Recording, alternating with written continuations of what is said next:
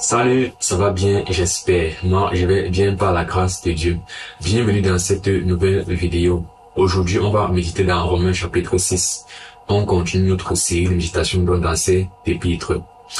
Pour rappeler un peu ce qui a été vu jusqu'à présent, j'essaie de le faire pour qu'on garde le fil de la lecture.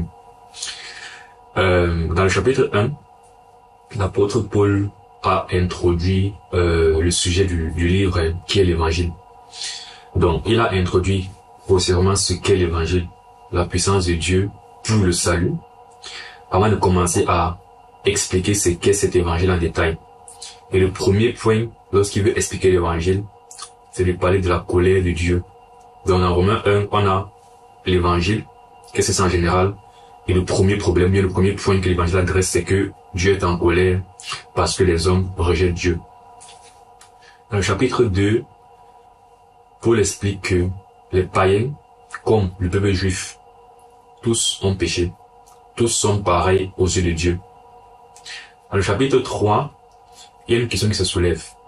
Paul, comment dis-tu que les païens et les juifs sont pareils? On a compris dans les temps passés que les juifs étaient un peuple spécial pour Dieu. Là, tu me dis qu'ils sont tous pareils. Bien, Paul donc dit, ok. Donc le chapitre commence par, quel est donc l'avantage des juifs? Et donc, Paul permet de davantage expliquer l'évangile. Il dit, certes, les Juifs ont un avantage, mais ils avaient un avantage, c'est celui-ci. Les oracles de Dieu leur ont été donnés. Donc, les Juifs avaient l'avantage d'avoir la loi de Dieu, d'avoir la loi de Dieu. Ce qui permet à Paul de mieux expliquer l'évangile. Il dit, cette loi, en fait, ils ne l'ont pas respectée. Du coup, ils n'ont pas profité de cet avantage, n'est-ce pas? Mais il nous révèle après que cette loi n'avait pas vraiment été donnée pour qu'elle soit respectée, mais elle avait été donnée pour que l'être humain réalise en fait qu'il est coupable devant Dieu et que toute bouche soit fermée devant Dieu. Donc il remet encore une couche sur la situation du chapitre 2 qui est que tous les hommes pêchent. Mais sauf que là, en prenant la loi, qui était a priori un avantage pour les Juifs, il fait davantage comprendre que ces Juifs, du coup, cette loi les condamne. Et cette loi condamne aussi tout autre être humain sur terre, parce qu'elle nous révèle en fait le standard de Dieu que aucun homme n'atteint. Et donc, jusqu'ici en fait, Paul est en train de démontrer que Juifs et païens tous ont péché. Et après nous avons parlé de la colère de Dieu et de la nature pécheresse des hommes qui ne peuvent pas se sauver, à la fin du chapitre 3, il introduit maintenant la bonne nouvelle du salut en Jésus-Christ, en commençant par parler de l'œuvre propitiatoire de Jésus-Christ. Donc après la colère, la prochaine étape dans l'évangile en fait, c'est l'œuvre de Christ. C'est présenter en fait l'œuvre de Christ, le victime propitiatoire, en disant en introduction que le salut est gratuit, parce que il dit tous sont péchés, sont privés de la gloire de Dieu, et c'est gratuitement qu'ils sont justifiés. Maintenant, comment? Par sa grâce, au moins la rédemption qui est en Jésus-Christ. C'est lui que Dieu a destiné par son sang à être posé victime propitiatoire. Et là, il va expliquer un peu la propitiation, n'est-ce pas? Donc, quand tu viens dans le chapitre 3, tu comprends ce que Christ a fait, et tu comprends que c'est par la grâce qu'on est sauvé, et c'est au moyen de la foi. Mais, comme il n'a pas creusé davantage, il n'a pas bien creusé ce chapitre 3, il consacre le chapitre 4, en fait, à parler de la foi. Et pour nous mettre à l'aise, il prend un exemple, on va dire de justice bien connue, qui est Abraham. Et dans le chapitre 4, en fait, il explique comment c'est la foi qui a sauvé Abraham. Dans le chapitre 4, en fait, repose sur la foi. À la fin du chapitre 4, on est d'accord que c'est la foi en l'œuvre de Christ du chapitre 3 qui nous sauve. Chapitre 5 maintenant, il est question d'être sûr que cela est vrai. Le chapitre 5 porte sur l'assurance du salut. Puis il commence à parler en fait du Saint-Esprit dans notre cœur qui nous témoigne ces choses et comment, du moins à la fin, même pas à la fin, mais dans la moitié du chapitre, de la moitié jusqu'à la fin du chapitre, il compare en fait le travail de Christ et sa conséquence sur le monde, et le travail d'Adam, ou bien l'action d'Adam, désobéissance, et sa conséquence sur le monde, condamnation, l'action de Christ, obéissance, sa conséquence, justification. Du coup, on comprend un peu comment Paul est en train d'évoluer dans cet épître, commencer par la colère, puis l'incapacité des hommes, puis l'œuvre de Christ, puis la foi en cette œuvre de Christ, ensuite l'assurance que cette œuvre de Christ nous sauve vraiment. Et logiquement, à ce niveau, on peut donc se dire, comme tout c'est par la foi et par la grâce, je suis sauvé, il n'y a plus rien à faire. Raison pour laquelle il est maintenant question d'aborder au chapitre 6, la sanctification. Ok, maintenant que je suis sauvé, qu'est-ce que je fais par la suite? Donc, comme d'habitude, première lecture, déjà, je rappelle toujours que je fais ça pour nous permettre de vraiment avoir cette compréhension plus claire du livre, non? C'est-à-dire que de rappeler toujours que par chapitre, on peut voir les thématiques comme ça là. Je pense que ça aide vraiment à retenir le livre en général et aussi les différentes réalités dans l'évangile, dans l'évangélisation et dans la vie chrétienne. Dans le chapitre 6, on va faire la première lecture comme d'habitude d'un seul coup et puis on fera une seconde lecture pour commenter chaque verset et expliquer un peu plus profondément ce qui est dit. Donc, chapitre 6.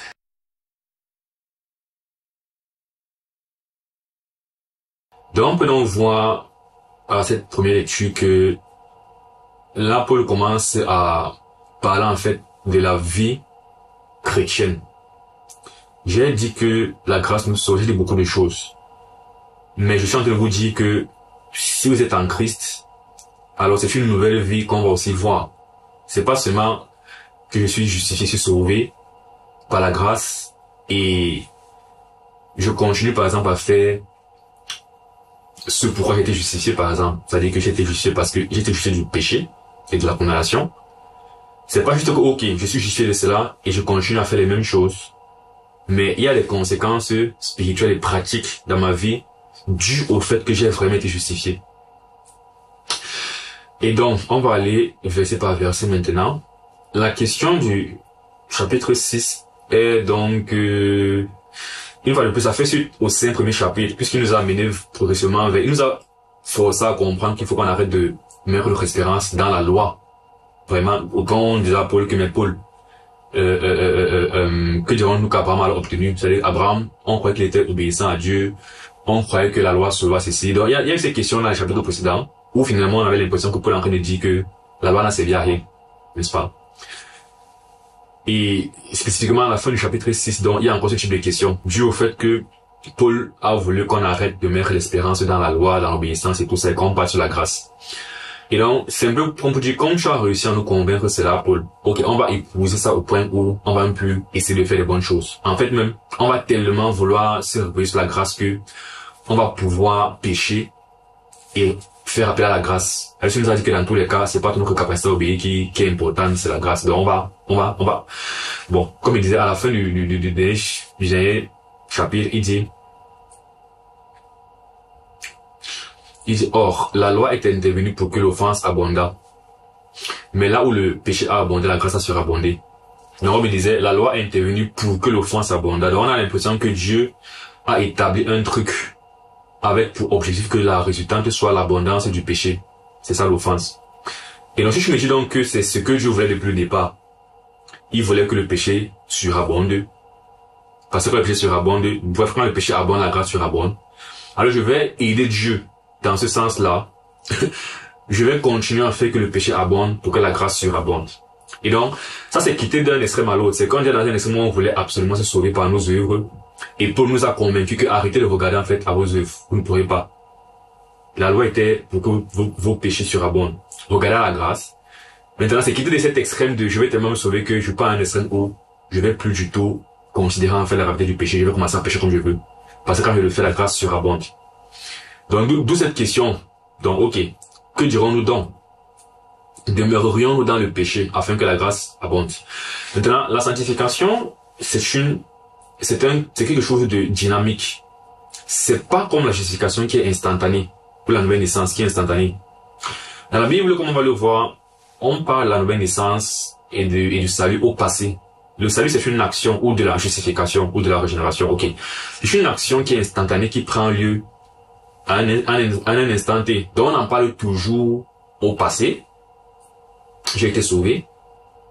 Même si on sera parfaitement sauvé dans le sens qu'on sera glorifié dans les corps spirituels à la fin des temps. Mais ce ne sera que l'accomplissement d'une réalité qui est déjà en fait vraie en nous, le salut, bien la justification. Donc généralement on en parle au passé. Et pourtant la sanctification justement, c'est quelque chose qu'on en parle sur le temps. Donc c'est dynamique. C'est pourquoi il dit demeurerions-nous. Parce que maintenant, quand on passe à sanctification, on regarde l'évolution des choses sur le temps.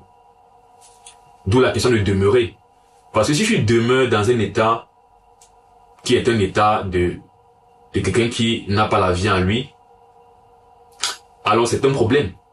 Du moins, l'état ou bien ton évolution sur le temps dit quel type de personne tu es. Est-ce que tu es un juste qui a été justifié ou tu es un pécheur qui est dans son péché?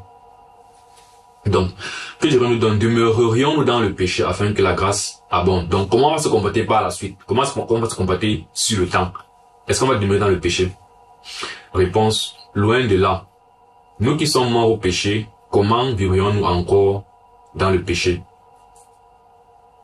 Donc, nous qui sommes morts au péché, comment est-ce qu'on vivrait encore dans le péché? En d'autres termes, et ça c'est un des éléments que je comprends et que je veux qu'on comprenne du coup de la doctrine de la sanctification en général, c'est que la sanctification est plus quelque chose qu'on regarde pas pour savoir si quelqu'un va être sauvé à la fin de sa vie, même pour savoir s'il aura la vie éternelle, mais quand on regarde pour avoir l'évidence d'un salut qui a eu lieu dans la vie de quelqu'un. Parce qu'il dit, ce n'est pas normal en d'autres termes. Il dit, nous qui sommes morts au péché. Donc, la mort au péché, c'est ça l'initiation, c'est ça le passage de la mort à la vie. Si tu dis, je suis mort au péché, tu es en train de dire, j'ai été sauvé, et tu es aussi en train de dire, je n'ai plus de rapport et de lien avec le péché. Donc, dire que je suis mort au péché et dire, j'aime toujours mon péché, ça n'a pas de sens. C'est ce qu'il est en train de dire. Donc, comment tu peux dire, je suis mort au péché et tu es en train de vivre dans le péché? C'est parce que on sait que quelqu'un qui est mort au péché, ce qu'on verra, c'est qu'il ne vivra pas dans le péché. C'est quoi il dit, et c'est ça qu'on appelle la sanctification. C'est quoi il dit, à ce moment, quand on le voit se sanctifier, on ne le piège pas pour dire, ok, sanctifie-toi, et à la fin, tu vas être sauvé. Mais on dit, ah, tu as été vraiment mort au péché, tu as été sauvé, et donc, tu vas te sanctifier maintenant. Ça, c'est une chose qu'il faut comprendre la sanctification, c'est que la sanctification prend son origine toujours dans... C'est comme si l'œuvre du salut qui a eu lieu à la croix, par la foi en l'œuvre de Christ à la croix, impacte notre marche au long terme. C'est ça la sanctification. Donc, ignorez-vous que nous tous qui avons été baptisés en Jésus-Christ, c'est en sa mort que nous avons été baptisés. Christ est mort. Nous avons été baptisés. Je ne sais pas s'il faut qu'il utilise le baptême ici, mais du moins dans ce passage, on comprend que le baptême, une fois de plus, c'est quelque chose de spirituel et non quelque chose de physique. Parce que quand nous avons été baptisés en Christ, en sa mort, je veux dire, quand tu te baptises, tu ne meurs pas littéralement. On ne t'enterre pas dans le sol comme Christ. Je veux dire, pour donner un sens en la mort de Christ ici. Si tu veux commencer à voir les choses littéralement, ça ne donne pas de sens. Parce que littéralement, Christ a arrêté de respirer, son cœur a arrêté de battre, il était enseveli dans le tombeau et tout. C'est pas ce qu'on a fait. Donc, ça veut dire donc quoi être baptisé en Jésus-Christ? Ça veut dire avoir la foi dans ce qu'il a fait. Et de s'identifier à tout ce par quoi il est passé pour notre salut. En d'autres termes, il vivait et il est mort. Alors moi aussi je vivais dans mon péché, je suis mort. Ensuite, nous avons été ensevelis avec lui par le baptême en sa mort. C'est la même idée. Christ a été enseveli dans le sens qu'il est allé dans le tombeau, non? Eh bien, par la foi, je m'identifie à cela. Mon être qui était un péché qui m'était l'enfer, j'accepte que cette vie en fait, je l'ensevelis, je l'enterre. Toujours par la foi. Afin que, comme Christ est ressuscité des morts par la gloire du Père, de même, nous aussi marchons en nouveauté de vie. Eh bien, Christ qui meurt et qui ressuscite, première chose, le corps que Christ a quand il ressuscite, c'est pas le même corps. C'est pas un corps charnel, c'est un corps spirituel. C'est pourquoi ce corps a pu entrer au royaume des cieux, aller au ciel. Donc ça veut dire que dans son état en fait à sa résurrection, il n'est plus le même que quand il est mort. Et il vit maintenant pour Dieu. Bon, c'est vrai qu'avec Christ c'est particulier parce qu'il vivait déjà pour Dieu avant de mourir. Mais voilà, c'est ce à quoi on a appelé. C'est une vie complètement consacrée à Dieu. En fait, sa vie sur terre était une vie où il traitait les choses avec le péché. comment dire, il est mort pour le péché. Donc, c'était une vie consacrée en fait à traiter le péché. Et sa vie après ça est consacrée à servir Dieu. Même si en traitant le péché, il servait Dieu. Mais comprenez ce que je suis en train de dire. De la même façon, ma vie avant que je ne sois sauvé est une vie où je traite avec le péché. Donc, je fais ce qui me plaît, je fais les choses qui ne plaisent pas à Dieu. Donc, c'est de ça qu'il s'agit. Donc, je pêche, je transgresse le commandement de Dieu. Je ne fais pas la volonté de Dieu. Donc, je suis dans le péché. Et c'est ma vie. Voilà. Mais une fois que je m'identifie à Christ par la foi, qu'est-ce qui se passe? J'enterre cette vie. Et de même que Christ ressuscite en nouveauté de vie, puis lancer la même vie là. Christ n'est plus maintenant en train de se sacrifier encore, en train de s'incarner encore dans la chair, en train de marcher. Il est maintenant dans une vie où il vit pour Dieu. Alors, moi aussi, ma nouvelle vie n'est plus pour moi. Elle est pour Dieu. Et donc, ça, c'est ce qui se passe dans la vie de quelqu'un qui a été justifié. C'est pourquoi tu ne m'as pas dit tout ce qu'elle vient de dire. Tu ne m'as pas dit, je m'identifie à Christ comme ça. Et comme tout ça se fait par la foi et par la grâce, je suis maintenant libre de pécher comme j'ai envie de pécher. En fait, tu es en train de démontrer en fait que tu n'es pas passé par cette identification, sincèrement, spirituellement parlant, n'est-ce pas? Donc, c'est pour dire que la première chose en fait dans la sanctification, c'est de vraiment comprendre le point de départ. Et pourquoi il faut qu'il y ait la sanctification. Et quand il n'y a pas ça, on remet en question le salut. Donc, en gros, on dit c'est pas normal. Quand tu ne sanctifies pas, c'est pas normal. Donc, c'est comme si tu manques que tu as été vraiment enseveli avec Christ. Ok. En effet, c'est pour expliquer.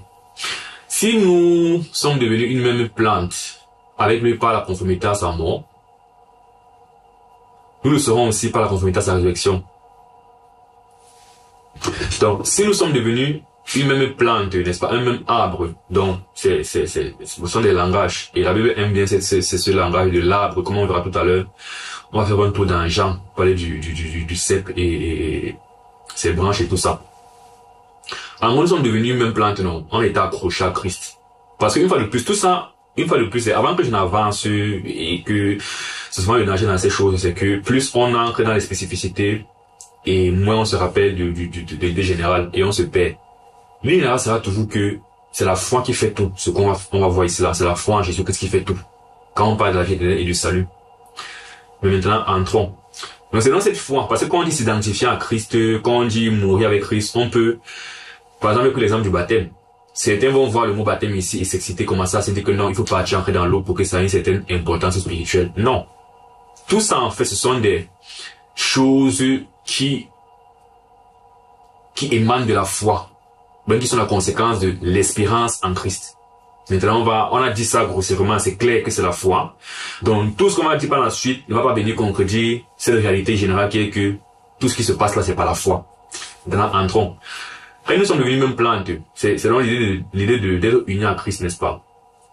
Il dit maintenant par la conformité à sa mort, on revient à la même idée de j'intègre et je m'identifie à Christ qui meurt.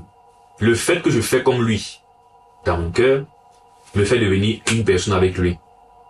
Et donc comme lui il est entré et qu'il est ressorti, ressuscité, alors il dit nous serons aussi. Nous le serons. Donc, nous serons aussi une même plante par la conformité à sa résurrection. C'est quoi sa résurrection? C'est une vie transformée, c'est une vie spirituelle, c'est une vie qui est pour Dieu. C'est pourquoi c'est à ça que doit ressembler la vie de quelqu'un qui est sauvé. On n'a pas encore avancé, mais juste dans ce setup que Paul est en train d'établir comme ça, là, vous comprendrez pourquoi, quand tu dis avec ta bouche que tu es chrétienne et que tu vis dans le péché, ça pose problème. Je ne veux pas dire aux gens que la foi, c'est dans le cœur. Quand ta vie, en fait, ne ressemble pas à la vie du Christ ressuscité. Quand ta vie, ce qu'on voit, c'est pas quelqu'un qui est en train de vivre pour Dieu. Donc, tu peux dire que dans mon cœur, j'ai la foi c'est dans le cœur, la foi c'est personnel et tout ça. Mais ce qu'on voit, c'est que la foi que tu as eu dans le secret là, produit une vie qui ressemble à, une vie qui sert Dieu, une vie pour Dieu. Donc, ne va pas aimer les choses du monde, parler du monde, te comporter comme le monde, faire des choses en fait qui n'ont rien à voir avec Dieu et qui ne glorifient pas Dieu. Et tu dis que tu es en train, et tu dis que tu es né de nouveau, bien tu dis que la foi c'est dans le cœur. Parce que là, une fois de plus, La foi dans le cœur, là, c'est l'identification à Christ, où on meurt avec Christ et on vit conformément à sa résurrection, donc pour Dieu, dans une vie qui glorifie Dieu. Si ta vie extérieurement ne glorifie pas Dieu, frère, ta profession de foi que tu es en train de faire là est très discutable. Bon, là je parle de manière très absolue, comme on va voir Paul le faire. Il y a le langage absolu parfait, il y a le langage progressif où on donne le temps pour la croissance. Mais il faut bien comprendre le point de départ pour comprendre, bien pour davantage gérer la nécessité de croître, n'est-ce pas, dans la sanctification. Parce que certaines personnes ont fait 10 ans dans la foi et leur vie c'est toujours comme le monde. Bon, après 10 ans, c'est difficile de dire que tu as vraiment cru quand après 10 ans ta vie ne glorifie toujours pas Dieu. Mais ça fait 2 semaines que je suis venu à Christ. Là, on peut dire, ok, il est en train d'intégrer les choses. Donc c'est pourquoi, soyons d'abord d'accord que vraiment, il faut qu'il y ait une nouveauté de vie. Il y a un principe en fait. Il y a une conséquence réelle et pratique du salut dans la vie de quelqu'un qui se voit sur le temps. Ok. Donc, on n'allons pas demeurer pour répondre à la question de Paul. Il a répondu, est-ce qu'on va demeurer dans le péché? Non. On continue dans la même idée de l'identification à Christ dans la mort et la résurrection, qui est le point de départ du salut et de la sanctification. Sachant que notre vieil homme a été crucifié avec lui, afin que le corps du péché fût détruit, pour que nous ne soyons plus esclaves du péché. Sachant que, là on est en train d'expliquer ce qui a été dit précédemment, sachant que, tu commences une phrase par sachant que, tu as dit un truc précédemment, et la chose que tu as dit, c'est sachant ce que je dis par la suite. Donc, on sera conforme à Christ dans sa résurrection, parce qu'on sait que, c'est ce que ça veut dire. On sera conforme avec lui à sa résurrection, parce que on sait que notre vieux homme a été crucifié avec lui. Tu as encore là une autre preuve de, quand je dis l'identification à la mort, c'est ça, non, c'est que le vieux homme, c'est celui que j'étais. Et ne compliquons pas les choses parce que, je veux dire, ne spiritualisons pas les choses parce qu'il faut qu'on soit pragmatique. Quand on dit vieux homme, ce n'est pas un être qui a sa conscience à part, sa réflexion à part, qui est en toi, comme tu es possédé. C'est toujours toi-même. Le vieil homme, c'est toi, c'est tes habitudes, c'est ta réflexion, c'est ta volonté. C'est toujours toi le vieil homme, en fait. Et donc, c'est tout ce toi-là, en fait, qu'à un moment donné, tu es venu devant Dieu, tu as dit à Dieu que ce que je suis, en fait, je renonce à ça. C'est ce qu'on appelle crucifier le vieil. Quand il était crucifié, c'est que, pendant que tu t'engageais à croire en Christ, tu es en train d'intégrer que ce que je suis maintenant, c'est en fait, j'y renonce. C'est ce qu'on appelle crucifier le vieil homme. Afin que le corps du péché fût détruit, pour que nous ne soyons plus esclaves du péché. Donc, c'est pour dire comment, avant qu'on commence à parler en fait des œuvres que nous faisons. Parce que le problème avec la sanctification, souvent, c'est que, comme on voit les œuvres dans la sanctification, si on comprend mal la sanctification, on va gâter, on va altérer l'évangile. On va se retrouver avec un salut qui repose sur nos œuvres. C'est pourquoi, c'est pas moi qui le fais, mais c'est Paul qui commence par parler en fait de, c'est quoi pourquoi est-ce que je peux vous réprimander en fait sur la sanctification? Pourquoi celui qui veut commencer à dire qu'il demeure dans le péché? Pourquoi je peux le réprimander en fait? C'est dans le sens que c'est pas conforme en fait à la foi. Donc c'est une question de foi. C'est pas conforme à l'espérance qui dit avoir. Donc, tout un niveau de compréhension d'abord, de réalité qu'on a comprise, qu'on a, envers laquelle on s'est engagé. C'est vrai, il explique ces choses qui, voilà, finalement renvoient toujours à ce que je crois, non? Je crois que j'ai crucifié les hommes, donc je crois que je me suis repenti. Je crois que j'ai reconnu que ce que j'étais en fait, c'était un péché, c'était, comment dire le vieil homme? Mes envies, mes réflexions, mes conceptions de la vie, mes actions, tout ce que je faisais, j'ai reconnu que cet être, ce vieil homme qui est toujours moi-même là, devait mourir, devait arrêter d'être et d'exprimer ce qu'il est pour qu'une nouvelle personne en fait vive. Cette nouvelle personne, c'est toujours moi qui a simplement épousé un autre mindset. Le mindset de Christ. Donc, afin que le corps du péché fût détruit, pour que nous ne soyons plus esclaves du péché. Maintenant, on va aller plus loin. La justification, c'est une déclaration légale. Comme je dis toujours, quand je suis justifié, la couleur de ma peau ne change pas. Mon intelligence ne change pas. Si je pouvais, j'avais un niveau licence. À ma justification, je n'ai pas subitement un niveau doctorat. J'ai le même niveau. Il me dit, ce que je suis concrètement dans la justification, quelque part, n'a pas forcément besoin de changer. Mais, avec la justification vient la régénération, la nouvelle naissance. Le cœur est changé. Donc du coup, il y a finalement un impact de mon salut dans ma constitution. Si on se limite à la justification, ok, Dieu m'a déclaré juste parce que Christ a travaillé. Je pourrais justement continuer à vivre de la même façon. Mais quand il m'a déclaré juste là, en même temps, il m'a aussi transformé. Donc, il y a eu une action spirituelle dans mon être qui fait donc que le rapport que j'avais au péché sera maintenant différent. La notion d'esclavage ici, là, c'est que on a un rapport au péché quand on n'est pas encore sauvé.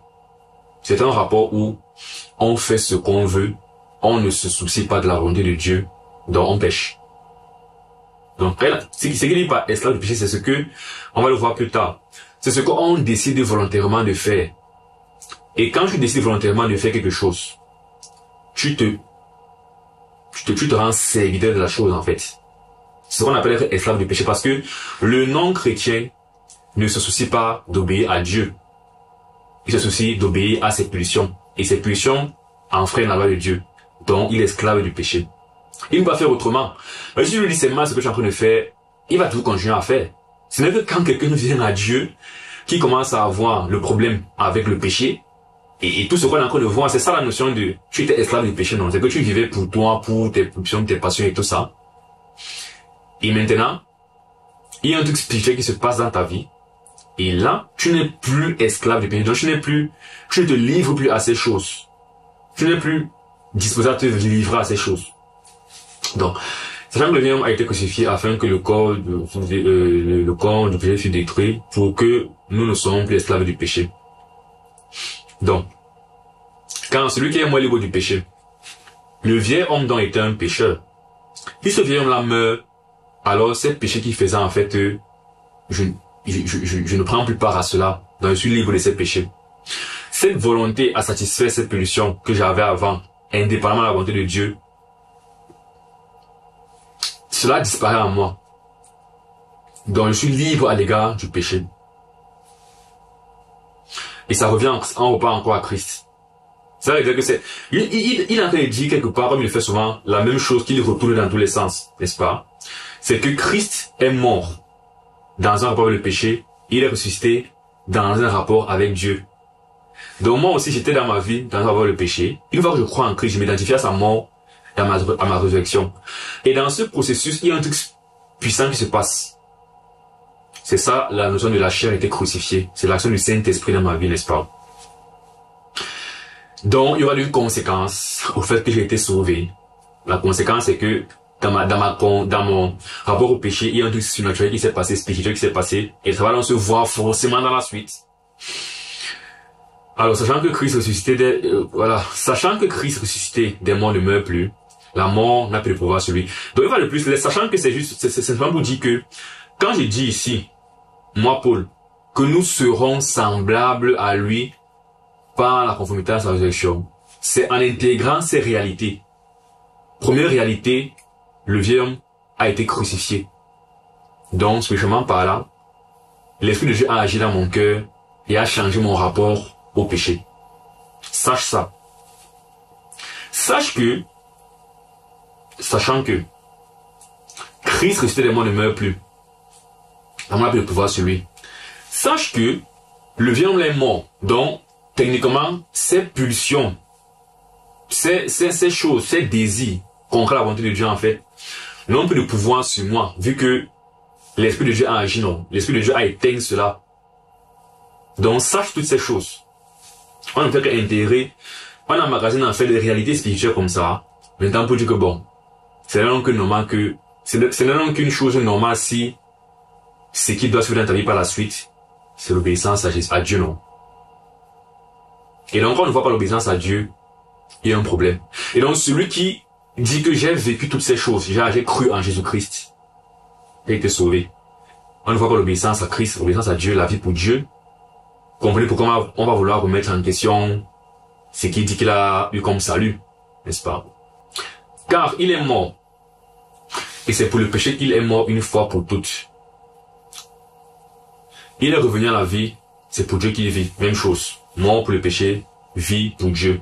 Moi donc qui ai cru en Christ, je m'identifie à sa mort pour le péché et à sa vie pour Dieu. Ainsi donc, vous-même, regardez-vous comme mort au péché et comme vivant pour Dieu en Jésus-Christ. Et le verset 11, à mon sens, est un tournant important de ce passage. Parce que quoi? S'il faut suivre un peu l'alignement de la logique des choses en quelque sorte, Paul a dit, sachant que Christ est ressuscité, des morts ne meurent plus. La mort n'a plus de pouvoir sur lui. Donc, si on continue à faire le parallèle, on devrait aussi dire que la mort n'a plus de pouvoir sur vous. Ça devrait être une évidence. On ne veut pas avoir un truc activement on fait, mais juste une évidence. Parce que pour Christ, c'est évident, à sa résurrection, il n'est plus en train de combattre le péché et la mort. De manière naturelle, il vit pour Dieu, dans le corps glorifié et ressuscité. Mais ici, maintenant, ce qu'il fait, c'est qu'il dit, regardez-vous, il dit, faites un truc actif. Vous voyez? Il dit, regardez-vous comme mort au péché. Un peu comme si, en réalité, on n'est pas vraiment mort au péché. Il dit, regardez-vous comme mort au péché. Et pourtant, Christ est mort au péché. Christ est mort au péché. À mon avis, le pouvoir sur lui. Pour Christ, c'est un fait.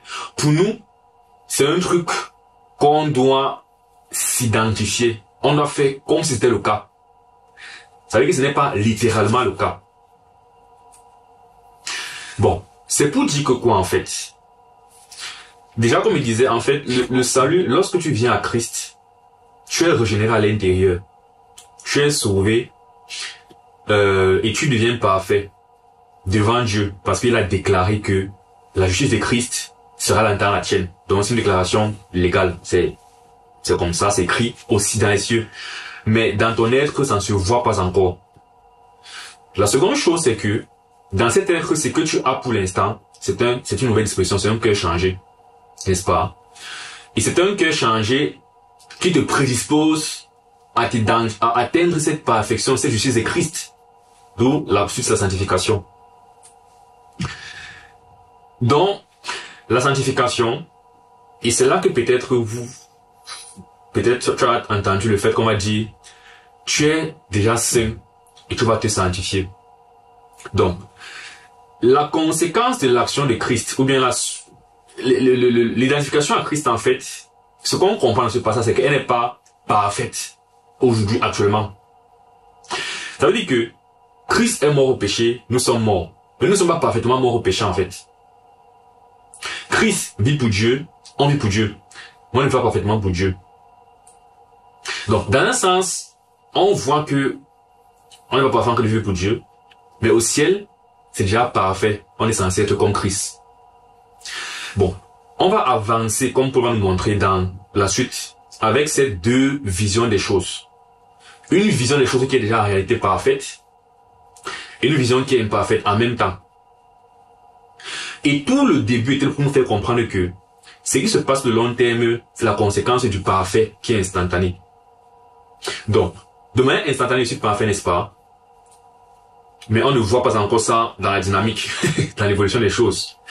Mais comme je suis vraiment parfait, alors ça me donne la capacité de pouvoir aussi progresser vers cette perfection. C'est ce que j'ai appelé dans la vidéo du chapitre 4, je crois, prémisse perfection. Et donc c'est ça la sanctification, c'est quelqu'un qui est déjà saint et qui est déjà parfait, mais qui doit en fait apprendre à devenir parfait. Donc c'est pour dire que ce n'est pas évident. C'est conscient en fait, ce que je dois faire comme effort. La marche chrétienne, n'est-ce pas? Il y a un aspect conscient. Ce n'est pas que, comme je cru en Christ, naturellement, je vais seulement avoir les désirs parfaits. C'est ça en principe, mais une fois de plus, regardez ce qu'il est en train de dire. Il donne une sorte d'ordonnance et de commandement. Il dit, regardez-vous comme mort au péché. C'est-à-dire que, si je ne fais pas cette chose ici en fait, je ne vais pas en fait marcher comme il faut marcher. Or, ça veut dire, regardez-vous comme mort au péché, ça veut dire, identifiez-vous à Christ. Donc, il dit, dans l'amour de sa résurrection, une fois de plus, la foi. C'est pour dire qu'avant qu'on avance, parce qu'il dit toujours que plus j'avance souvent les choses, plus ça devient flou, ce qui est dit bien, ça devient compliqué. Mais en fait, c'est parce que, comme Paul a dit, l'évangile, en fait, dans sa simplicité, c'est Christ crucifié. Mais après, il faut comprendre davantage les choses, n'est-ce pas? Mais c'est parce qu'on veut entrer en profondeur qu'on va perdre de vue le message simple. Le message simple, c'est que c'est la foi qui sauve. Et on a vu que cette foi représente quoi? Le baptême avec Christ, l'amour avec Christ, la résurrection. Et tout ce qu'il a dit donc ici, du chapitre 1, du verset 1 au verset 11, c'était de dire en fait que regardez-vous comme mort au péché et vivant pour Dieu. Donc je réitère une dernière fois. Quand je crois en Christ, ça représente quoi la foi finalement? Ça représente l'engagement d'une bonne conscience, ça représente l'espérance en Christ. En quelle réalité que Christ est mort et ressuscité pour me sauver? C'est ça la foi qui me sauve, par la grâce sans les œuvres, n'est-ce pas? Et Paul est en train de dire la même chose ici pour qu'on se sanctifie. Il dit, cette foi que tu as eue, qui te justifie, c'est en vivant conformément à cette compréhension des choses que tu vas te sanctifier. Regarde-toi comme mort au péché. Donc ça passe par ce que tu comprends. Où est ta conception? Est-ce que tu continues activement à t'identifier comme Christ? Comme tu t'identifies comme Christ, alors tu vas te retrouver en train de devoir marcher comme Christ. Donc c'est ta foi qui donne en fait l'élan à ta sanctification.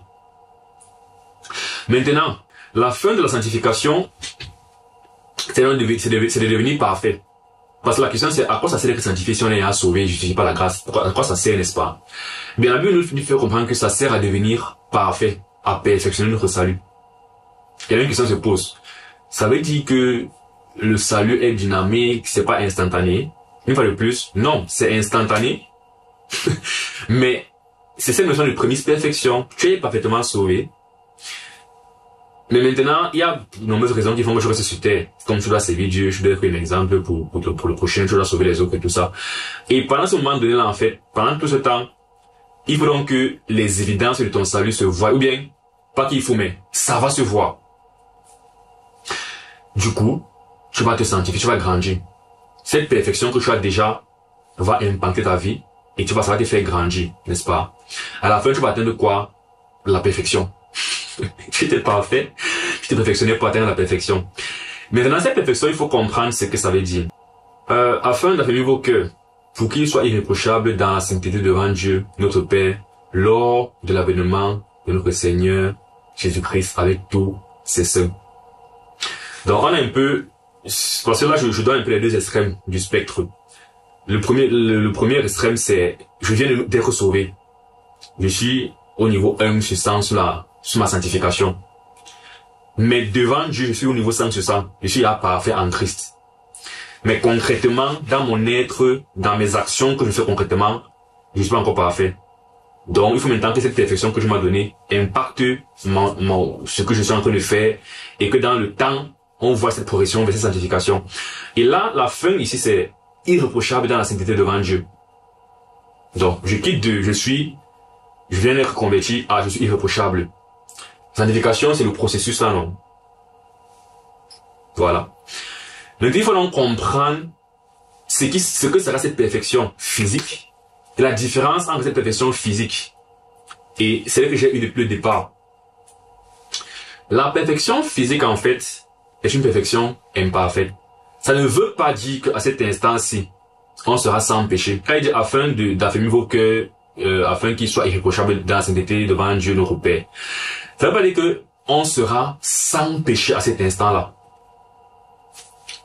Mais on sera irréprochable dans la sainteté. Et c'est ça la perfection qu'on peut atteindre sur terre. Et c'est vers ça qu'on doit grandir.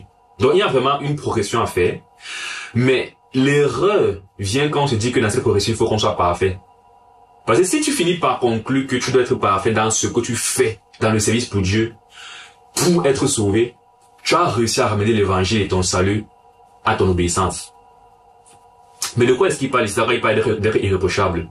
Si on remonte plus haut, quelle est la crainte de Paul concernant les Thessaloniciens, qui était d'ailleurs une très bonne église? C'est l'une des meilleures églises dans ses épîtres à qui il a écrit.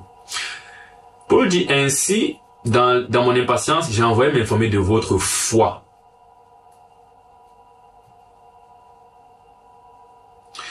Donc, quand Paul reste à distance, il veut s'assurer si les Thessaloniciens sont quelque part prêts. Parce qu'il sait que on est en train de travailler, on attend que le Seigneur revienne nous chercher, on attend ce moment final parfait là. Et il se dit, ça fait longtemps que je n'ai pas eu de nouvelles des Thessaloniciens. Est-ce qu'ils sont OK? Ce qu'il va chercher, c'est leur foi. Quel est l'état de leur foi? Donc il dit, dans mon impatience, j'ai envoyé m'informer de votre foi, dans la crainte que le tentateur ne vous ait tenté et que nous n'eussions travaillé en vain. Donc, si vous n'êtes plus dans la foi, alors on a travaillé en vain. C'est cette foi qui sauve. Mais Timothée, récemment arrivé ici de chez vous, nous a donné de bonnes nouvelles de votre foi et de votre charité. Et nous a dit que vous avez toujours, bon, de nous un bon souvenir désirant nous voir comme nous désirons aussi vous voir. Ça veut dire quoi? Ou bien pourquoi j'insiste sur la foi depuis? Et je ramène tout ça à l'identification à Christ. Parce qu'une fois de plus, cette foi-là, c'est la mort. Je m'identifie à sa mort, je m'identifie aussi à sa vie. Quelqu'un qui a cette foi sera toujours en train d'obéir à Dieu. Le Bible dit, ne sera pas en train de marcher dans le péché en fait. Il sera en train de marcher dans les ténèbres. Mais il va pécher, ça va avec qui pêche. Mais comme il s'identifie à Christ, quand il verra le péché, c'est pour ça qu'il sera attristé par le péché. C'est pour ça qu'il va se repentir. C'est pour ça qu'il sera toujours en train de pousser pour s'améliorer. Donc en gros, ce que je dis, c'est que ce que Paul nous enseigne en fait par rapport à la sanctification, c'est plus au niveau de la notion du péché intentionnel. Disposition vis-à-vis du péché. C'est quelqu'un qui est sauvé, qui a vraiment cru, qui est sauvé. Cette foi, qui est l'identification à la mort et la résurrection, est un truc qui ne va jamais permettre à cette personne de marcher dans le péché, de vivre dans le péché, de défendre le péché, de justifier le péché, de demeurer dans le péché. C'est-à-dire que c'est quelqu'un qui sera constamment, même s'il pêche, il sera constamment en train de dire, mais Christ n'est pas comme ça. Christ dit pour Dieu, alors je ne me répands, Seigneur. Donc ça, c'est un truc qui sera vrai dans la vie de quelqu'un qui est vraiment sauvé. Et c'est pour ça que sur long terme, il va s'améliorer. Parce qu'au fur et à mesure, il verra les péchés, au fur et à mesure, il aura cette réflexion de je m'identifie toujours à Christ. Christ est vraiment mort et ressuscité. Alors, en tant que personne ressuscitée, je ne dois pas faire ceci. Il y aura l'amélioration, n'est-ce pas? Et donc, c'est ça, c'est que quand Timothée part voir les Thessaloniciens, il voit en fait en eux qui sont toujours accrochés en fait à quoi? Christ est celui qui est mort et ressuscité. Et on croit que comme lui, on s'identifie toujours à lui en fait. C'est pour ça qu'on est en train de marcher comme lui, après sa résurrection, pour Dieu. Autre chose concernant cela, c'est la notion de... C'est le fait que, ok, la sanctification, donc, c'est cette disposition, ça commence par là. Je mets un point d'honneur à faire que ma vie glorifie Dieu. Parce que Christ ressuscité glorifie Dieu, en fait. Et c'est ma foi qui me pousse à faire cela. Et c'est là qu'on commence à comprendre que, bien que la foi n'est pas une œuvre, la foi est quelque chose de très puissant, qui aura des conséquences pratiques dans la vie. Cette praticalité ne sera pas parfaite, mais elle sera clairement différente de la praticalité de quelqu'un qui n'a pas Dieu et Jésus-Christ. C'est pourquoi il y aura la notion de marche dans la lumière. C'est pourquoi on ne te verra pas et on dira quand tu fais le bien, tu nous surprends. Non. On dira c'est quand tu pêches que tu nous surprends. En fait, c'est ça, c'est que le sauvé, ce qui est normal dans sa vie, c'est de faire la justice. Et ce qui est anormal et accidentel, c'est de pécher. Alors que le non-sauvé, le pécheur, ce qui est un peu normal, c'est de vivre comme il veut. Et ce qui est bizarre, c'est de voir quelqu'un qui n'est pas sauvé, qui fait un truc qui est bien. On se dit, ah, il n'est pas sauvé. On dit, non, non, non, il est seulement moraliste. On dit, ah, parce qu'on s'attend à ce que le sauvé pratique la justice et le non-sauvé ne pratique pas la justice. Et donc, c'est un peu ça. C'est aussi pourquoi je peux voir deux personnes qui pêchent, mais l'un est en route pour le ciel. Parce que l'un, en fait, a un rapport différent au péché. L'un est en train de travailler par rapport au péché. L'un est brisé par son péché et va se repentir demain. Mais l'autre que tu vois, en fait, il est tout dans sa vie. Et donc, l'un est en train de se sanctifier, l'autre ne connaît pas le Seigneur. Et si celui-ci se sanctifie, c'est parce qu'il est toujours en train de s'identifier à Christ. On va continuer avec Jean 15, 1 à 6, pour dire que, en fin de compte, le dernier élément de la sanctification, en fait, le premier élément de la sanctification, c'est Dieu.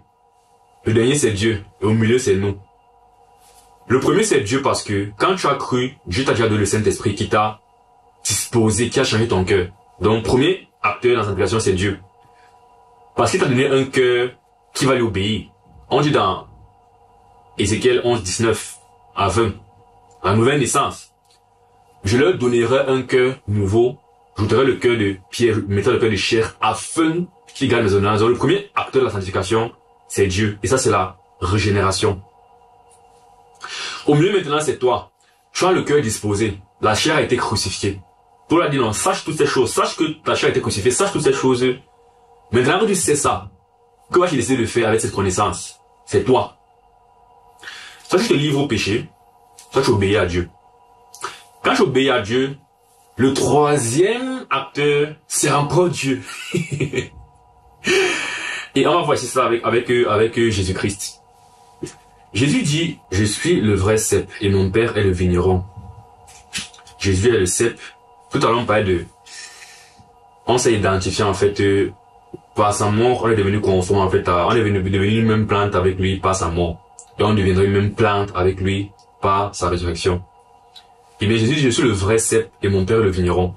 Le cep, c'est un arbre, c'est une plante, n'est-ce pas? Donc, on peut voir un peu cette même idée ici. Il dit, tout sarment qui est en moi et qui ne porte pas de fruits, il le retranche. Donc, je suis une branche, donc je suis le même arbre, je suis la même plante de Christ. Maintenant, il dit, tout sarment qui est en moi, donc toute plante qui s'est associée avec Jésus-Christ, qui est devenue, toute personne qui est devenue un avec Jésus-Christ, et qui ne porte pas de fruits, n'est-ce pas, Dieu le Père retranche cette planche, cette branche, cette personne. Tandis que tout sarment qui porte du fruit, il les monte, afin qu'ils portent encore plus de fruits. Bon, il m'a dit, en gros, il va multiplier ce que tu fais. Si tu portes du fruit, tu vas porter plus, par l'action de Dieu. Alors, c'est cette action de Dieu qui est en train de dire que, on commence par le Saint-Esprit, en fait, qui transforme le cœur de quelqu'un. Parce que, comme on dit, l'homme, dans Romains 8, on le verra dans la suite, mais Romains 8, je crois 7, ou par là, dit, l'homme animal ne peut pas se soumettre à la loi de Dieu. Il ne peut pas se soumettre à la loi de Dieu. Il ne le peut même pas. Donc il faut que ce cœur soit changé pour que tu puisses avoir la capacité de te soumettre à la loi de Dieu. C'est la première chose. C'est la régénération. Le cœur transformé. Maintenant, comme on a vu, on est mort en Christ, mais on doit se regarder comme mort. Donc, même si la régénération et la justification viennent ensemble, donc quand je suis régénéré, je suis justifié, je suis appelé saint et tout ça. Mais je dois faire un truc actif. Sinon, il va encore pécher. Et j'ai la capacité d'obéir à Dieu, mais s'il ne fait pas un truc actif, il va encore pécher. Le truc actif, c'est de continuer à m'identifier en fait à Christ dans sa mort et sa résurrection. C'est maintenant le côté actif. Quand je fais cela, j'épouse ma responsabilité qui est d'obéir, n'est-ce pas? Parce que je regarde à Christ qui vit pour Dieu. Alors, je veux obéir à Dieu, je suis disposé à obéir à Dieu. Ça, c'est maintenant quelqu'un qui porte du fruit. C'est quelqu'un qui fait son action. Par conséquent, Dieu va maintenant davantage bénir. Donc, en gros, ta bonne disposition vis-à-vis de la volonté de Dieu dans ta vie fait que Dieu te sanctifie, fait que Dieu te fasse grandir, fait que Dieu te fasse avancer. C'est vrai que la sanctification, en fin de compte, si tu veux la considérer toujours comme un truc que toi tu fais ton obéissance, tout ça, tu vas encore échouer. La sanctification, c'est la conséquence de la foi, et la sanctification, c'est Dieu qui sanctifie toujours. Après, je ne veux pas cacher qu'il y a un mystère dans le sens que c'est comme un partage entre je dois obéir à Dieu par mon identification à Christ et la partie Christ vit pour Dieu, c'est la partie je dois servir Dieu. C'est mon choix de livrer mes membres comme instrument de justice, c'est mon obéissance.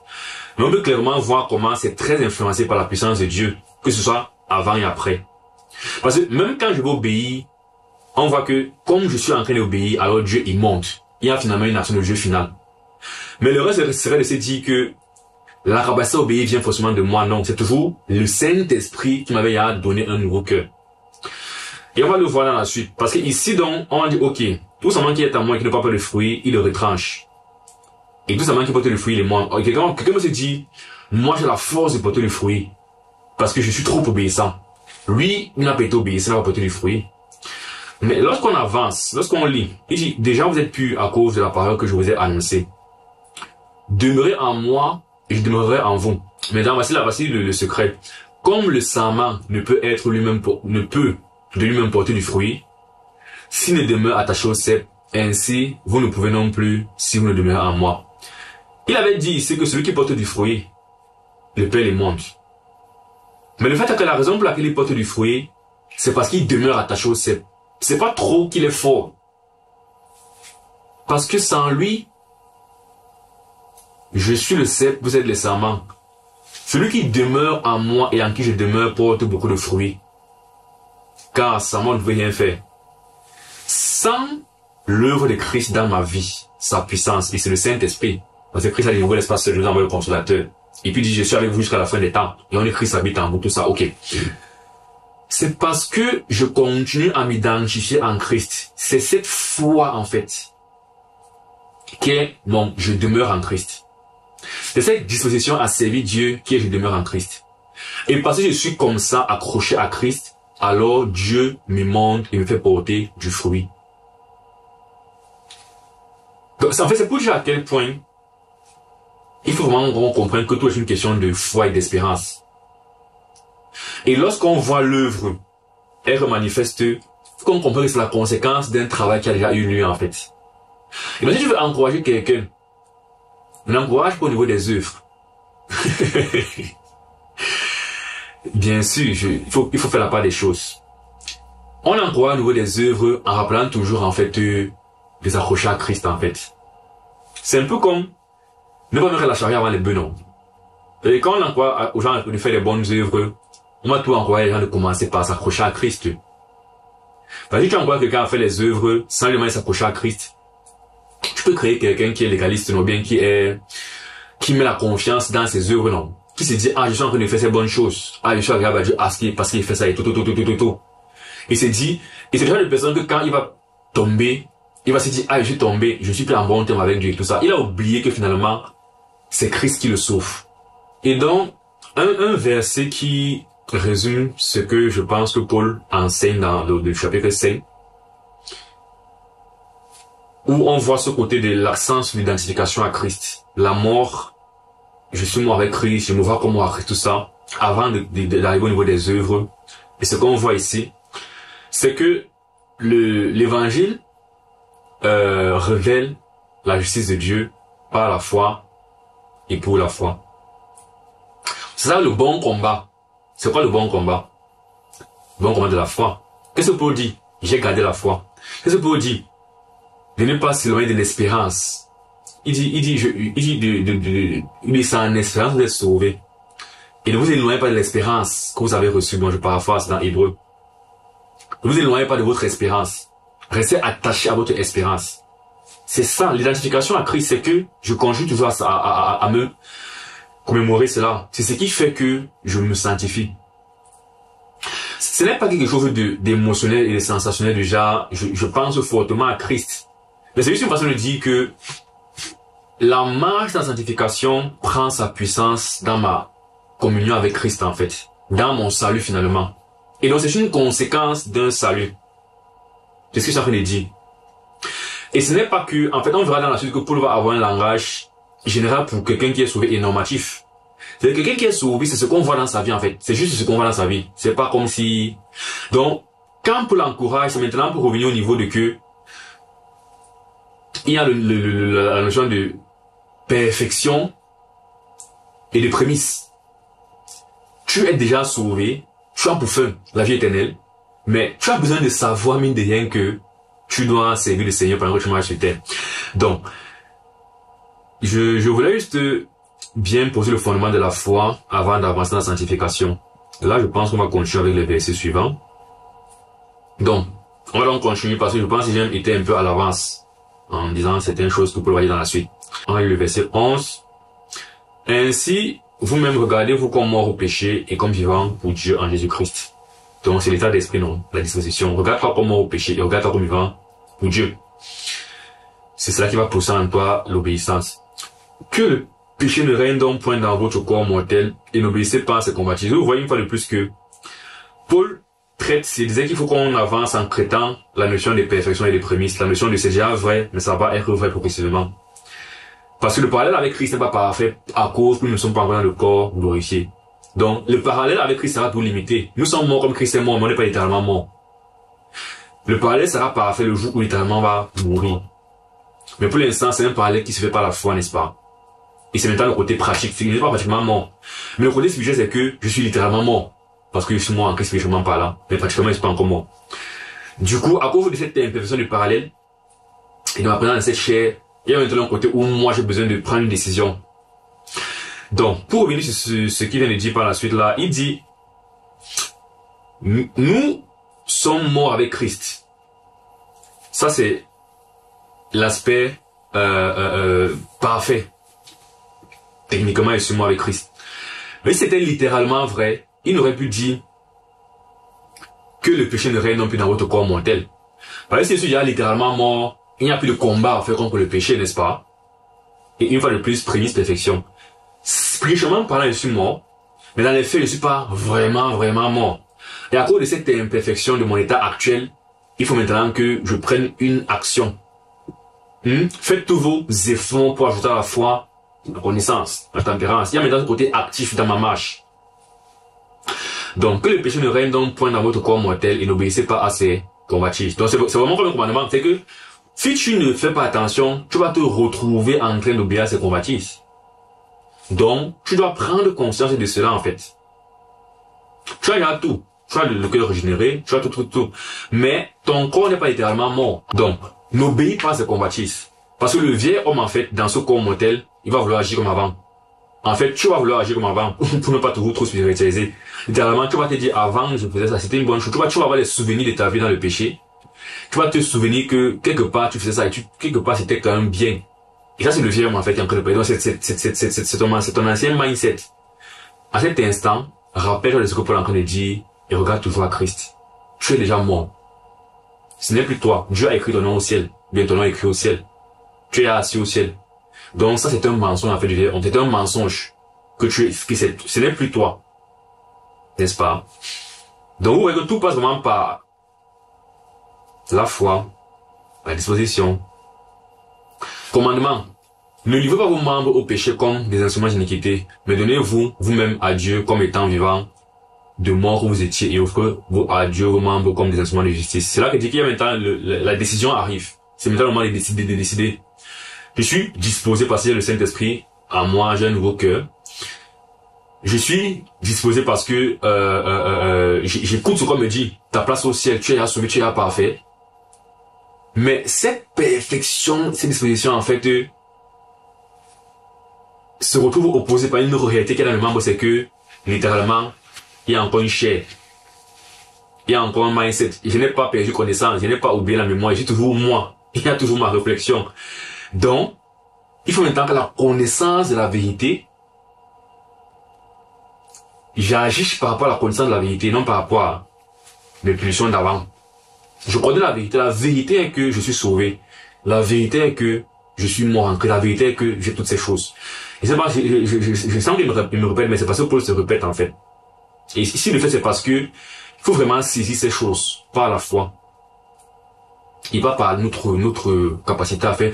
Plus tu comprends en fait l'œuvre de Christ, plus tu comprends les promesses de Dieu, plus tu peux exploiter le potentiel qu'il t'a donné, qui est le Saint-Esprit dans la régénération. Car le péché n'aura point de pouvoir sur vous, puisque vous êtes non sous la loi, mais sous la grâce. Et donc, vous voyez que ici, regardez le verset 13. Ne livrez pas vos membres au péché comme des instruments d'iniquité, mais donnez-vous vous-même à Dieu comme étant vivant de mort que vous étiez. Offrez à Dieu vos membres comme des instruments de justice. Faire la justice, c'est obéir à Dieu. On voit quoi? Nos œuvres. En fait, une fois de plus, regardez comment les deux vont de pair. La notion de réalité spirituelle, qu'il y a parfaite, et réalité progressive. Si on considère la réalité progressive, dont il parle, quand il dit, livre tes membres, à la justice, obéis et tout. Dans cela, le péché peut encore exister. Dans cela, je peux tomber, non. Je peux pécher. Maintenant, il dit, car le péché n'aura pas de pouvoir sur vous. Puisque vous êtes non sous la loi, mais sous la grâce. Pourquoi dans un contexte où on est en train de parler d'obéir à Dieu, il nous rappelle qu'on n'est pas sous la loi? mais sous la grâce. Parce que la loi fait référence à l'obéissance à Dieu, à ce qu'il faut faire obéir. Il vient de nous dire obéissez à Dieu. Mais qu'est-ce qu'il fait maintenant quand il tombe sur le péché, il dit le péché n'a pas de puissance. Quand vous êtes sur la loi et non sur la grâce et non sur la loi. En fait, c'est pour rappeler que l'action de Christ, en fait, a une conséquence justement sur la première conséquence du péché. La première conséquence du péché, c'est la mort. C'est l'enfer. Et c'est cela que Christ est venu résoudre, en fait, par sa mort. Et donc, quand on considère le péché dans sa première conséquence initiale, ce que pour nous rappeler, c'est que le péché n'a pas de pouvoir sur nous. Donc ici, parce que qu'est-ce que c'est le péché? Péché, c'est la transgression de la loi, n'est-ce pas? Donc s'il dit que le péché n'aura pas de pouvoir sur vous, si vous pensez littéralement, ça vous dire que vous ne devez plus transgresser la loi, en fait. Or, on voit dans nos membres que, sur le plan progressif, ça arrive qu'on pêche encore. Donc quand il dit que le péché n'aura pas de pouvoir sur vous, il n'est pas en train de parler du sens progressif, mais c'est dans le sens parfait de la conséquence du péché.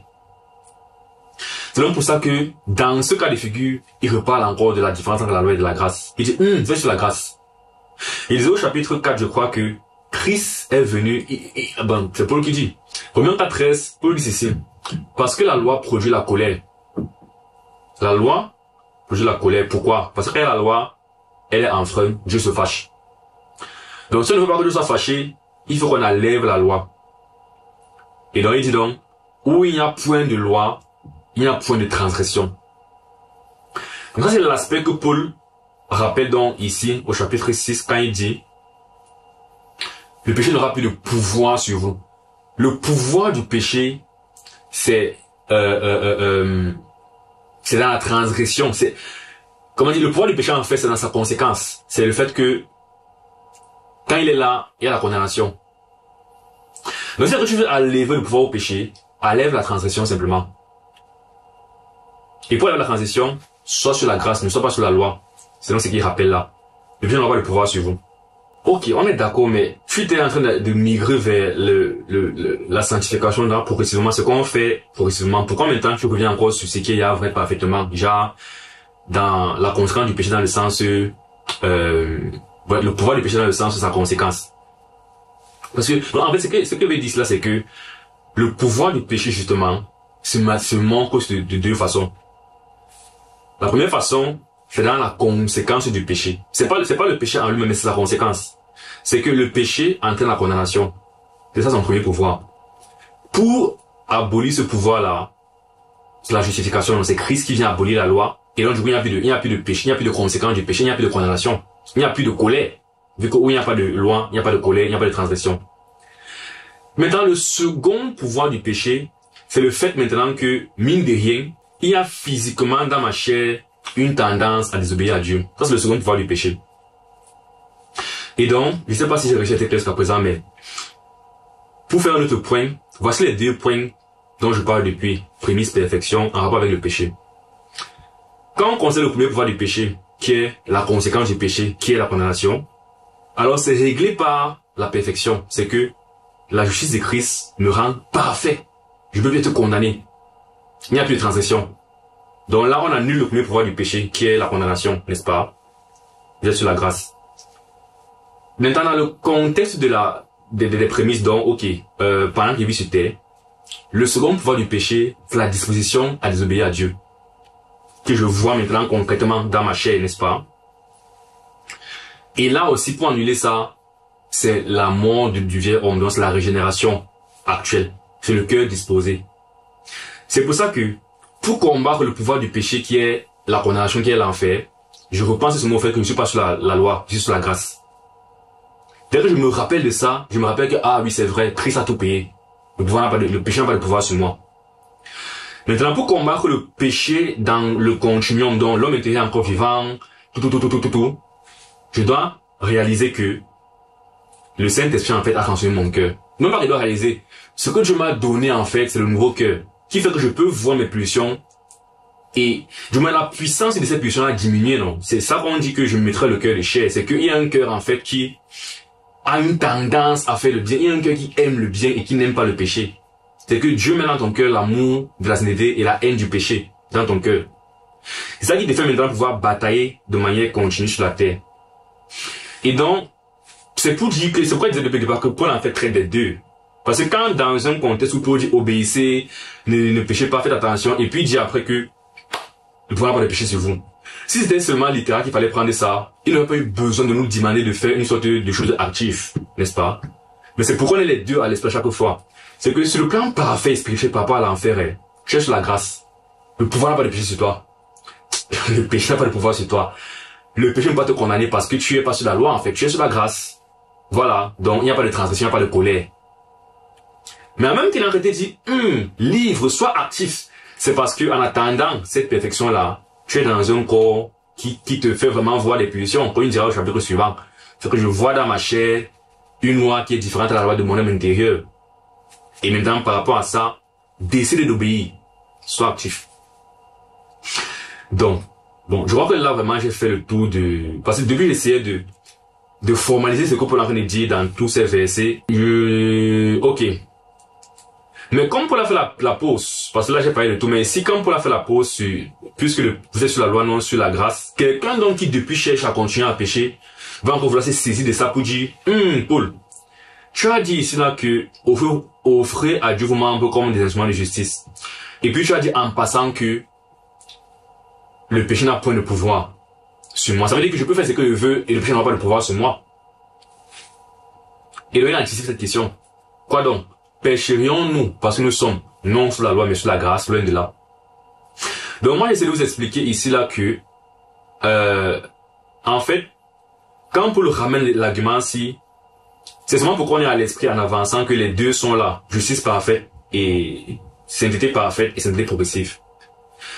Et donc, celui qui me pose la question s'il faut qu'on pêche cela, c'est qu'il veut prendre la réalité parfaite pour annuler un peu la réalité progressive. Il dit, ok, comme je suis sur la grâce, c'est parfait.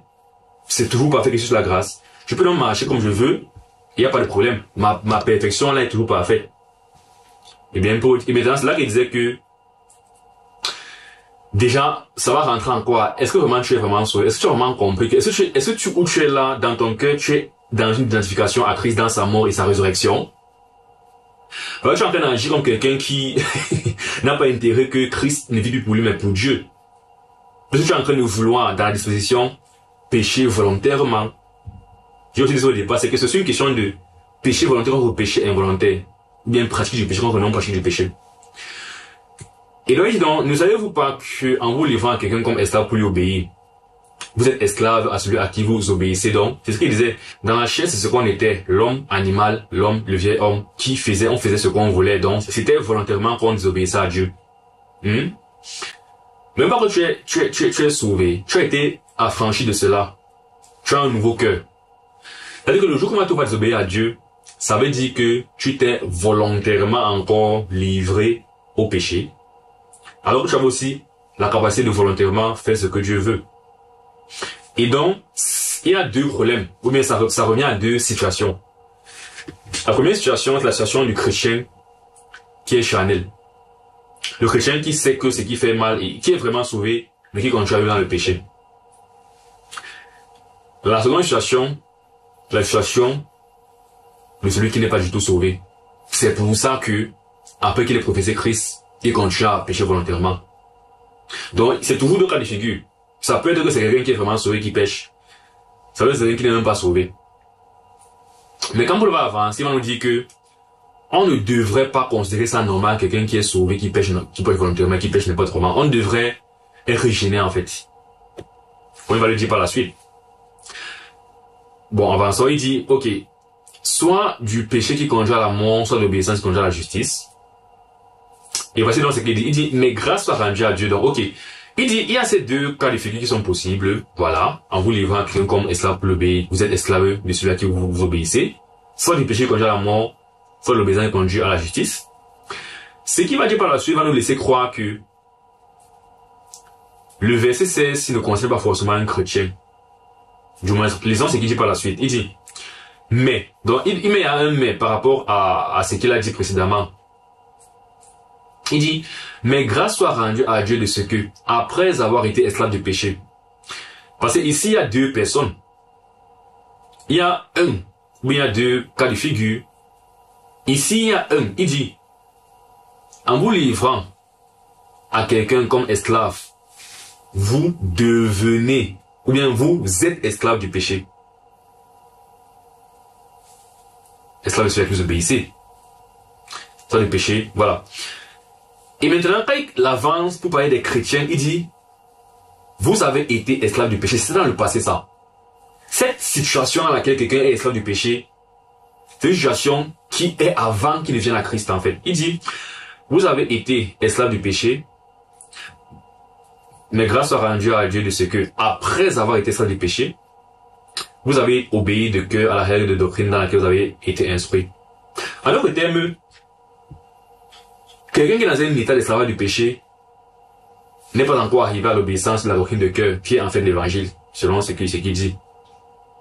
Et ça, il dit, c'est après avoir été esclave. Donc, pendant que tu es esclave du péché, tu ne peux pas en même temps dire que tu as déjà obéi à la règle de doctrine dans laquelle tu as été instruit.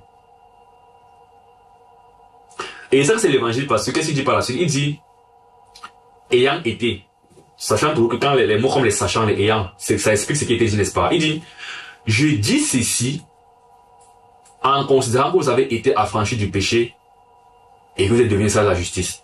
Donc finalement, le pont entre les deux situations, voici deux situations ici là. Te livre à ce que tu veux, soit au péché, soit à la justice.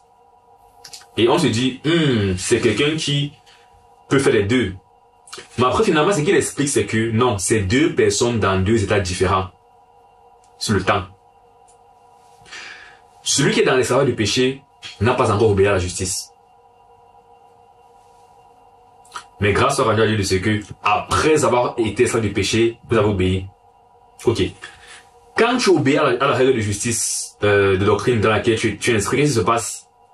Tu es affranchi du péché. Et à la rupture avec le péché.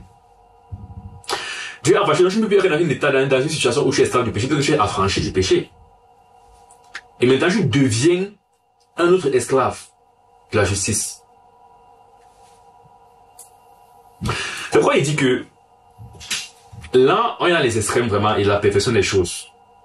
Mais si tu lis ça en fait, et tu vois ce langage qui sied aux chrétiens et aux saints, quand tu vois quelqu'un qui est esclave du péché, qui est dans le péché, qui pratique le péché, tout ça, la première chose à te dire n'est pas que, ce n'est pas te dire que c'est quelqu'un qui est sauvé. Ça, c'est pas la première chose à te dire. Peu importe sa profession de foi, peu importe ce qu'il dit par rapport à Jésus-Christ et tout ça. La première chose, c'est que tu es en train de vivre comme quelqu'un qui n'a pas encore été affranchi du péché. Tu es en train de vivre comme quelqu'un qui n'a pas encore obéi de cœur à la règle de doctrine dans laquelle tu as été instruit. Tu es quelqu'un qui n'a pas encore été affranchi du péché. Donc, tu es quelqu'un qui n'est pas encore devenu esclave de la justice. Tu es quelqu'un qui n'est pas encore identifié à Christ dans sa mort et sa résurrection. Peut-être tu t'identifies à lui dans sa mort, mais pas sa résurrection. Et ça, c'est que tu n'as pas compris l'évangile plein. Parce que l'évangile, c'est que le salut repose sur la mort et la résurrection. Et c'est la résurrection, finalement, qui, finalement, est la puissance dans l'évangile. Déclarer Fils de Dieu avec puissance par sa résurrection entre les morts. 1 Jean 3, 21, quand on parle du baptême, l'engagement de mon conscience, qui vous sauve par la résurrection. Donc, mort et résurrection, parce que c'est une mort pour la vie. Si tu constates seulement la mort dans l'évangile de Christ, c'est normal si ce que tu fais par la suite, en fait, n'est pas de la vie de Dieu aussi. Si c'est que dans la vie, il y a la mort spirituelle, donc tu viens dans le péché. Mais en fait, non. Ce qui est normatif, en fait, c'est que celui qui est sauvé, celui qui s'est identifié à Christ vis-à-vis du message de l'évangile, soit en train de vivre comme Christ vit après sa résurrection pour la gloire de Dieu. Donc dans l'esclavage de la justice et non plus du péché. Quand tu es esclave de la justice, quand l'idée du péché vient en toi, l'idée de soumettre au péché, pour toi ce n'est pas normal parce que tu sais que tu appartiens à la justice. Donc par conséquent tu auras un certain rapport au péché et par conséquent on va avoir une certaine vie. La sanctification. Vous êtes devenu esclave de la justice. Je parle à la manière des hommes à cause de la faiblesse de votre chair. De même donc, vous avez livré vos membres comme esclaves à l'impureté, à l'iniquité, pour arriver à l'iniquité. Et ainsi maintenant, livrez vos membres comme esclaves à la justice pour arriver à la sainteté. Et c'est là qu'il disait que il faut d'abord comprendre ce qui est noir et blanc. Et maintenant réaliser que c'est pas toujours noir et blanc. On peut comprendre ce qui est normatif. Mais il y a toujours le fait que, il dit ça par rapport au fait que là, si c'était automatique, quand tu es vraiment justifié, tu es libre du péché, tu seras esclave à la justice, il n'aurait pas commandé d'activement livrer ses membres comme esclaves. Mais c'est toujours le fait d'expliquer des réalités qui sont censées être vraies et de considérer ces réalités pour qu'elles impactent, pour que la connaissance de cette vérité impacte notre action, notre marche concrètement. Donc, mais, qu'est-ce qu'on appelle normalité finalement?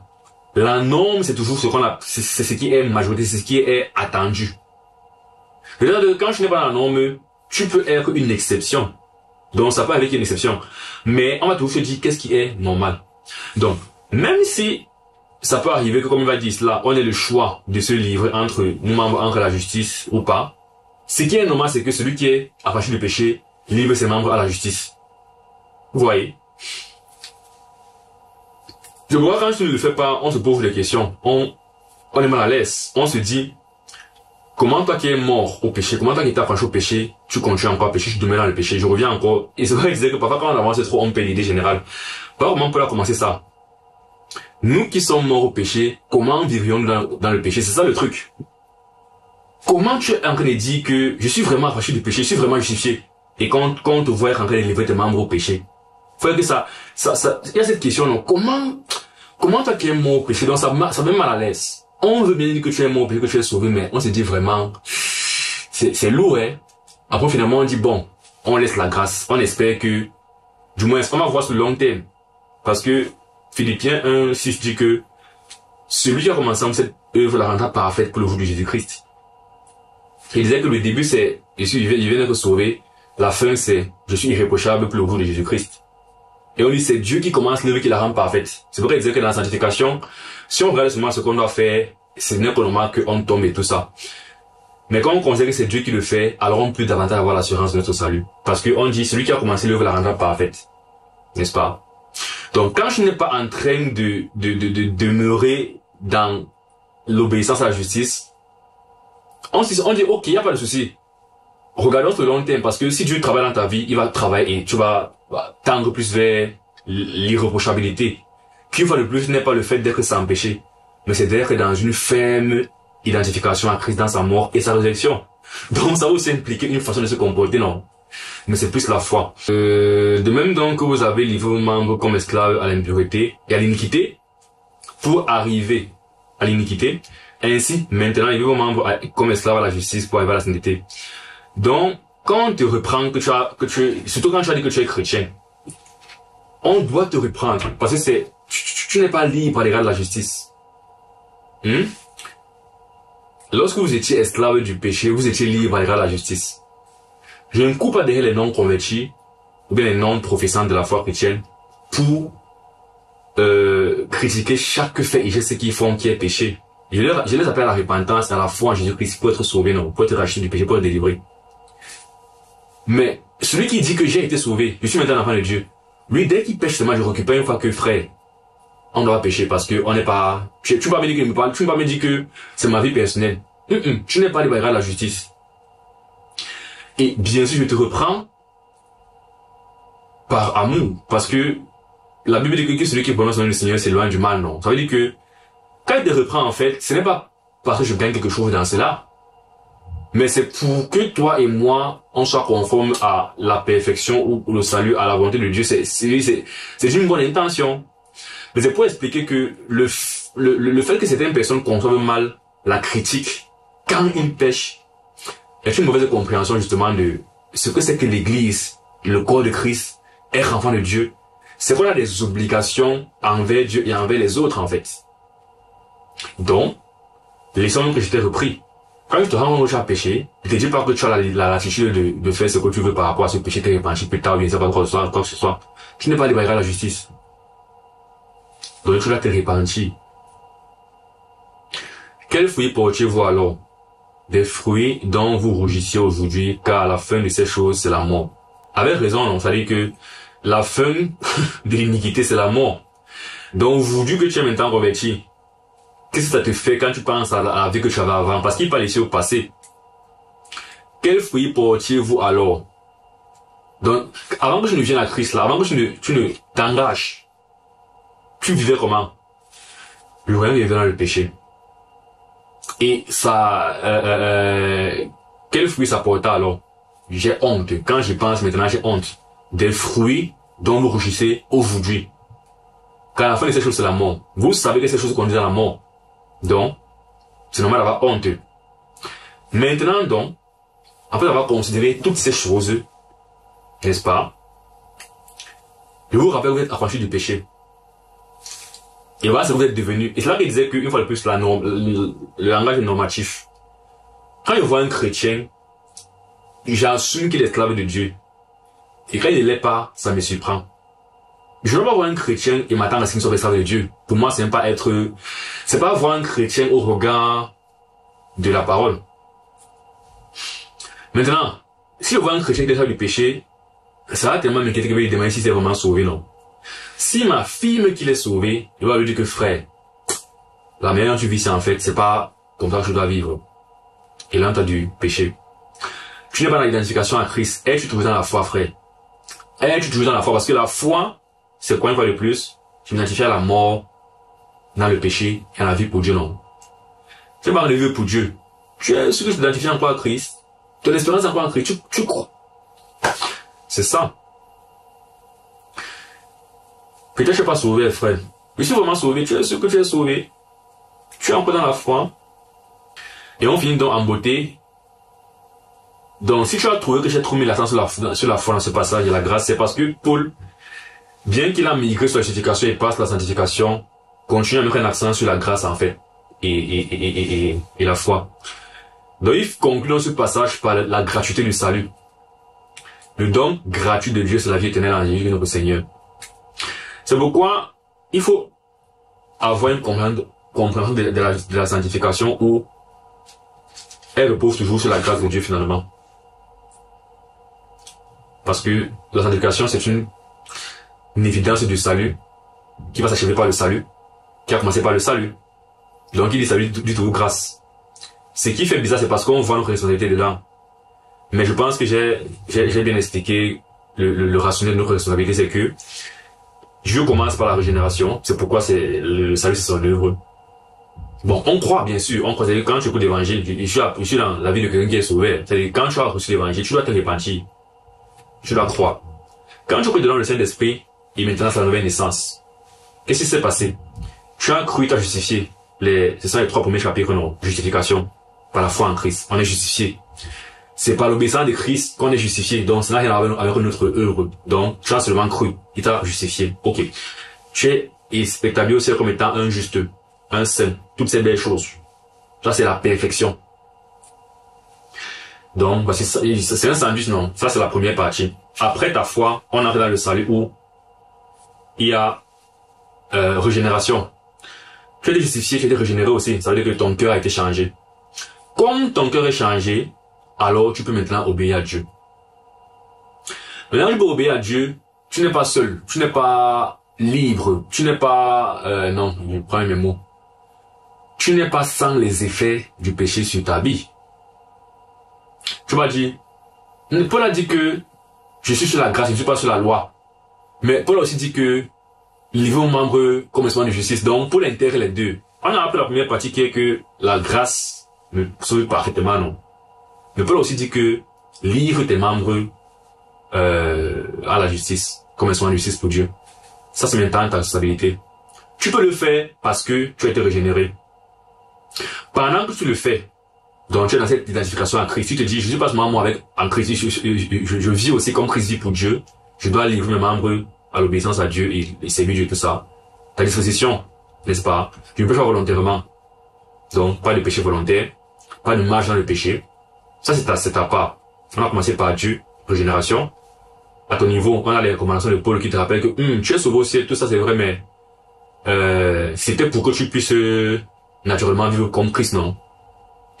Et quand tu acceptes, tu entres dans cette obéissance à Dieu, alors Dieu te monte. Tu portes du fruit d'obéissance, Dieu te monte. Donc tu es dans un sandwich où tu es là, Dieu est là, tu es là, Dieu est encore là. C'est pourquoi dans 1 Corinthiens 4, Dieu dit, c'est Dieu qui vous sanctifiera. Il dit, je veux votre sanctification, mais il dit, Dieu qui vous appelle fidèle, c'est lui qui le fera. Et on vient dans 1 Corinthiens, c'est lui qui le fera, c'est lui qui rendra vos cœurs, c'est lui qui gardera, qui vous courra, il vous rendra irréprochable. Et on a vu dans Philippiens, celui qui a commencé cette œuvre la rendra parfaite. Donc, je vous dis que l'assurance du salut qui a commencé au chapitre 5 soutient la sanctification dans le chapitre 6. Ça veut dire que c'est l'assurance du salut. Chapitre 6, sanctification.